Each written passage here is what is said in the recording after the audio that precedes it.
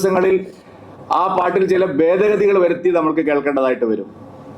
സ്വർണം കട്ടവൻ ആരപ്പ, സഖാക്കളാണ് ഞങ്ങൾ ആദ്യമേ പറഞ്ഞു, സ്വർണ്ണക്കൊള്ളയിലെ വിശദാംശങ്ങൾ മുഴുവൻ പുറത്തു വരുമ്പോ LDF-നെ പോലെ തന്നെ UDF-നും അതിൽ പരിക്ക് പറ്റും.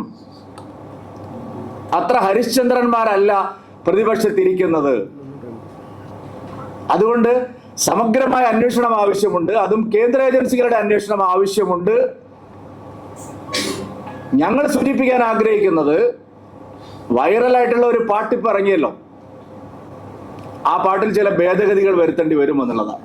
വരും ദിവസങ്ങളിൽ ആ പാട്ടിൽ ചില ഭേദഗതികൾ വരുത്തി നമുക്ക് കേൾക്കേണ്ടതായിട്ട് വരും. സ്വർണം കട്ടവൻ ആരപ്പ, സഖാക്കളാണ് അയ്യപ്പ. സ്വർണം വിറ്റത് ആർക്കപ്പ, കോൺഗ്രസിനാണ് അയ്യപ്പ. ലാഭം കൊയ്തത് ആരൊക്കെ, ഇന്ത്യ മുന്നണി ഒറ്റക്ക്.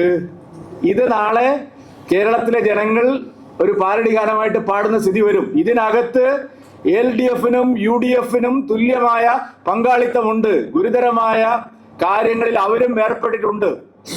ഇല്ലെങ്കിൽ അടൂർ പ്രകാശ് പറയട്ടെ, UDF കൺവീനർ അല്ലേ? എന്തിനാ കണ്ടത്? ആരാ കണ്ടത്? ആരാണ് ഇടനിലക്കാരൻ? എന്താണ് സംസാരിച്ചത്? ഇല്ലെങ്കിൽ ആന്റോ ആന്റണി പറയട്ടെ, ശബരിമല നിൽക്കുന്ന മണ്ഡലത്തിലെ MP അല്ലേ പറയട്ടെ.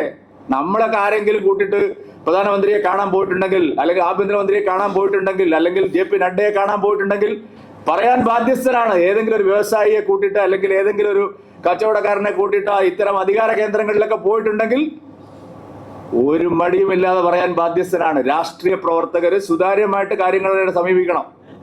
അതുകൊണ്ട് കേന്ദ്ര ഏജൻസികളുടെ അന്വേഷണം വേണം. അല്ല, അതിപ്പോ ഈ വീഡിയോ കിട്ടുമല്ലോ. അത് ഇനി വരാൻ പോകുന്ന പാട്ടാണ്. കാരണം ഈ കേസ് കഴിയുമ്പോൾ, അല്ല ഈ കേസിന്റെ അന്വേഷണം ഫലപ്രദമായി നടക്കുമ്പോൾ UDF-നും തുല്യമായ പങ്കാളിത്തം ഉണ്ടാവും.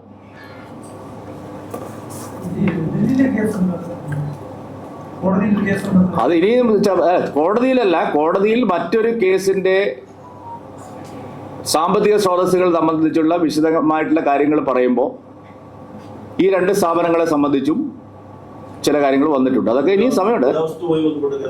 പുരാവസ്തുമായി ബന്ധപ്പെട്ട ഒരു കേസും ഇല്ല. വേറൊരു കേസിൽ, ദില്ലിയിൽ പല കേസുകൾ നടക്കുന്നുണ്ടല്ലോ. നിങ്ങൾ കുറച്ചുകൂടി വിശദാംശങ്ങൾ ഞാൻ തരാൻ ദിവസം ഉണ്ടല്ലോ. നിങ്ങൾ എല്ലാം കൂടി ഇന്ന് തന്നെ പറയണം. അവർ നടത്തുന്ന സ്ഥാപനങ്ങളെ സംബന്ധിച്ചുള്ള ഈ ബിസിനസ് അവർ നടത്തുന്നു എന്നുള്ളതിനെ സംബന്ധിച്ച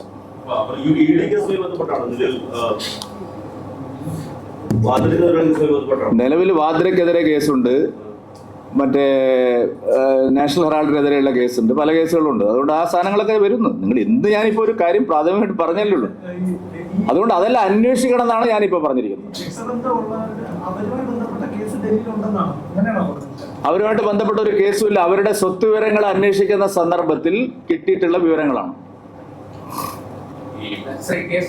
ഈ സോണിയാഗാന്ധിയുമായി ബന്ധപ്പെട്ട വിഷയങ്ങൾ മുഖ്യമന്ത്രി പറയുമ്പോൾ അദ്ദേഹം ഇപ്പോഴും ഉറച്ച നിലപാടെടുക്കുകയാണ്, CBI അന്വേഷണം വേണ്ട.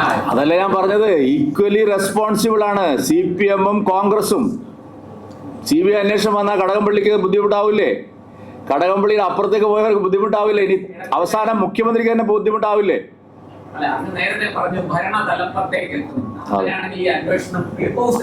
അതല്ലേ ഞാനിപ്പോ പച്ച മലയാളത്തിൽ തന്നെയല്ലേ പറഞ്ഞത്. ഇതിന് ശരിയായ പരിഹാരം കാണണമെങ്കിൽ കേരള പോലീസിന്റെ SIT അന്വേഷിച്ചിട്ട് കാര്യമില്ല എന്ന് വളരെ കൃത്യതയോടെ ഞാൻ പറഞ്ഞിരിക്കുകയാണ്.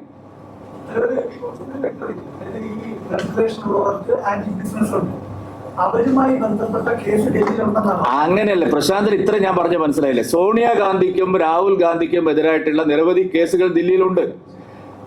റോബർട്ട് വാദ്രയ്ക്കെതിരായിട്ടുള്ള കേസുകളുണ്ട്. അവിടെയെല്ലാം അവരുടെ സാമ്പത്തിക സ്രോതസ്സുകളെ കുറിച്ചും മറ്റു ഉറവിടങ്ങളെ കുറിച്ചൊക്കെയുള്ള അന്വേഷണങ്ങൾ നടന്നിട്ടുണ്ട്.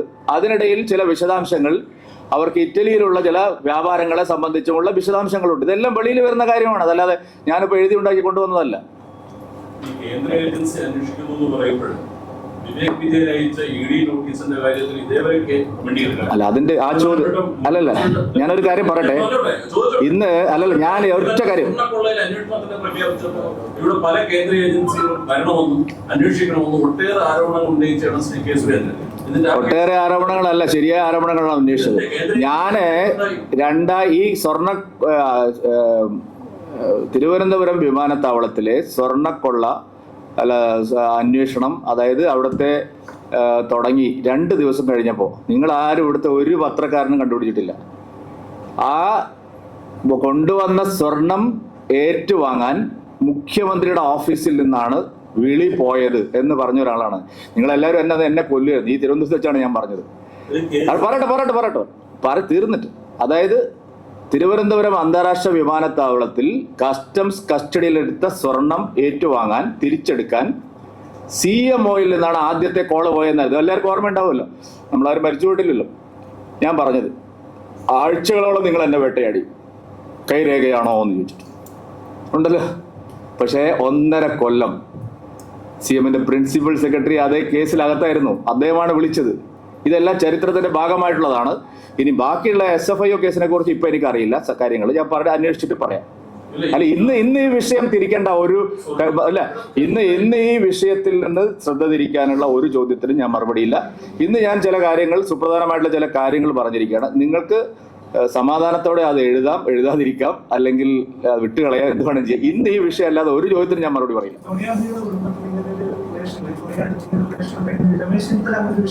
അറിയില്ലായിരുന്നല്ലോ രമേശ് ചെന്നിത്തലയ്ക്ക്. അറിഞ്ഞപ്പോഴല്ലേ മിണ്ടതായിപ്പോയത്. ഇതൊക്കെ സാമാന്യ ബുദ്ധി പോലെ പ്രശ്നം. രമേശ് ചെന്നിത്തല കുടുങ്ങിയല്ലേ പറഞ്ഞിട്ട്. ഇപ്പൊ ചോദിച്ചു നോക്ക് രമേശ് ചെന്നിത്തല അതിൽ ഉറച്ചു വെക്കുന്നുണ്ടോന്ന്. കഴിഞ്ഞ ദിവസം ഞാനും ശ്രീ രമേശ് ചെന്നിത്തലയും പങ്കെടുത്ത ഒരു ചർച്ചയിൽ അദ്ദേഹം ആദ്യം പറഞ്ഞു, എനിക്ക് ഇപ്പൊ SIT നല്ല വിശ്വാസമാണ്. പറഞ്ഞോ ഇല്ലയോ? ഈ ഇരിക്കുന്ന കൂട്ടത്തിലുള്ള ഒരു ചാനലിലാണ്, എല്ലാം ഫയലുകളുണ്ട്.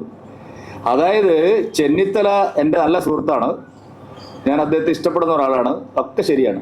അദ്ദേഹം ആദ്യം വിചാരിച്ചത് ഈ SIT അന്വേഷിച്ചാൽ പോരാ, കാരണം ഇത് അന്താരാഷ്ട്ര മാനങ്ങളുണ്ട്, ഇത് അന്താരാഷ്ട്ര ആന്റിക് മാർക്കറ്റിൽ സഹസ്രകോടിക്കണക്കിന് രൂപയുടെ 50,000 കോടി എന്താ പുള്ളി പറഞ്ഞത്, ഞാൻ കോടി ഓർക്കുന്നില്ല, വില വരുന്ന ഇടപാടുകൾ നടന്നു എന്ന് പറഞ്ഞ ഒരാളാണ്. ആര്? അതുകൊണ്ട് ഈ അന്വേഷണം കേന്ദ്ര ഏജൻസികൾ നടത്തണം എന്ന് പറഞ്ഞ ആളാണ്. ആണോ ഇല്ലയോ? ഫയലുണ്ടോ ഇല്ലയോ? അതാണ് സാറ് ഇപ്പൊ ഈ കേസിൽ അസേഷൻ ഇരിക്കില്ല. അന്വേഷണം നടന്നല്ലോ. ഒരു പ്രതിയെ പോലും അറസ്റ്റ് ചെയ്ത് കേന്ദ്ര ഏജൻസി എന്ത് നടപടിയെടുത്തു? SITയുടെ കാര്യത്തിൽ ഹൈക്കോടതി നിയന്ത്രിക്കുന്ന SIT ആണ്, സ്റ്റേറ്റ് ഗവൺമെന്റ് അല്ല. അതിൽ ഇത്രയും അറസ്റ്റ് നടന്നു. ഒരു കമ്പാരിസൺ കേരളത്തിൽ എന്താ അറസ്റ്റ് ചെയ്യേണ്ട? അതിൽ ആരാണ് സ്വർണം കടത്തിയത്? നല്ലോണം അറസ്റ്റ് നടന്നുണ്ടായില്ല. എത്ര പേര് ജയിലിൽ കിടന്നു? ഞാൻ പറഞ്ഞല്ലേ, ഇന്നത്തെ കാര്യം തിരുവനന്തപുരം അന്താരാഷ്ട്ര വിമാനത്തിലെ സ്വർണ്ണക്കള്ളക്കടത്തല്ല. അത് പറയാൻ വേണ്ടിയിട്ട് വേറൊരു പത്രസമ്മേളനം വേണമെങ്കിൽ നടത്താം. ഇന്നത്തെ കാര്യം ശബരിമലയിലെ സ്വർണ്ണക്കൊള്ളയാണ്. അല്ല, രമേശ് ചെന്നിത്തല ആദ്യം ഇതൊക്കെ അദ്ദേഹം കേട്ട കാര്യങ്ങളൊക്കെ പറഞ്ഞു. പക്ഷേ ഇതിന്റെ അപകടം പിന്നെ ആയിരിക്കും. അല്ലെങ്കിൽ പിന്നെ എന്തിനാ? ഞാൻ ചോദിക്കട്ടെ, ഒരു കാര്യം പറഞ്ഞിട്ട് രമേശ് ചെന്നിത്തല ഒരു കാര്യം പറഞ്ഞിട്ട് ഇപ്പോഴെന്താണ് ആ കാര്യത്തിൽ സ്റ്റിക്ക് ഓൺ ചെയ്താത്തത്? അതിന്റെ ഒരു ചോദ്യമല്ലേ? അല്ലെങ്കിൽ ഞങ്ങൾക്കും ഈ സംശയം ആദ്യം വരില്ലായിരുന്നു. പിന്നെയാണ് അന്വേഷിച്ച് പോകുമ്പോൾ ഇതിനകത്ത് വെറുതെ കണ്ടതല്ലെന്നും മന്ത്രച്ചരട് കെട്ടിയതല്ലെന്നും. മന്ത്രച്ചരട് കെട്ടാൻ ഇയാളാ ഏത് പോറ്റിയാണ്? ഏത് അമ്പലത്തിൽ പോറ്റിയാണ്? ഇദ്ദേഹത്തിന് ആന്ധ്രയിൽ ക്ഷേത്രം ഉണ്ടെന്നാണ് പറയുന്നത്. ചെറിയ കളിയല്ല നടന്നിരിക്കുന്നത്. അപ്പൊ ആ വഴിക്ക് വരുന്ന ദക്ഷിണേന്ത്യയിൽ നിന്ന് വരുന്ന പല വിഗ്രഹങ്ങളും പല പുരാവസ്തുക്കൾ, ഇനി ധാരാളം കാര്യങ്ങൾ പറയാനുണ്ട്, ഞാനത് അടുത്ത സന്ദർഭത്തിൽ പറയാം. ഇപ്പൊ ഞാൻ ഞങ്ങൾ ഒരു കാര്യം ഉറപ്പിച്ചു പറയുന്നു, ശബരിമലയിലെ സ്വർണ്ണക്കൊള്ള കേസിൽ നിന്ന് എളുപ്പത്തിൽ കോൺഗ്രസിനും കൈ കഴുകി രക്ഷപ്പെടാനാവില്ല. ബാക്കിയെല്ലാം പിന്നീട് വിശദമായിട്ട്.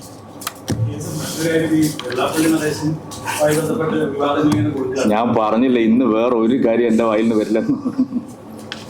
Thank you. അല്ലല്ല, അത് ഞാൻ പിന്നെ സമയമുണ്ടല്ലോ. ഇത് നാളെ ലോകം അവസാനിക്കത്തില്ല.